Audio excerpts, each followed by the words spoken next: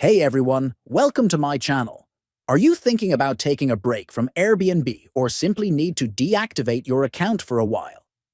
In this video, I will show you step by step how to deactivate your Airbnb account directly from the mobile app.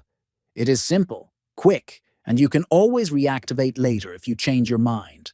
First, open the Airbnb app on your mobile device. Next, tap on the profile icon located at the bottom right corner of the screen. Then, tap on Login and Security from the list of options.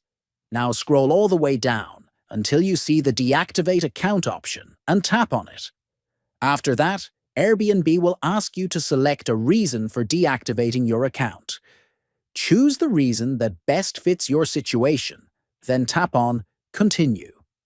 Finally, on the next screen, tap on Deactivate Account to complete the process. Your account will now be deactivated. You can reactivate it later simply by logging back in. That's how you deactivate your Airbnb account using the app. If you found this guide helpful, please like the video and subscribe for more simple tech tutorials. See you next time.